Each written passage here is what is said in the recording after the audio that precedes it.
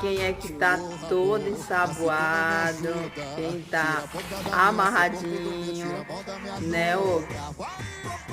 Gente, antes que alguém pergunte por que ele tá amarrado aqui nos comentários, ele tá amarrado porque a maioria das vezes que a gente vai dar banho nele, às vezes ele sai descontrolado pela cozinha, molha tudo, mela tudo, bagunça tudo. Olha essa carinha. Oi, tô falando com você, hein, seu bagunceiro. Disse que eu sou bagunceiro mesmo, mamãe, porque eu sou um bebezinho ainda. Eu sou um bebezinho maravilhoso. Mamãe ama esse peito.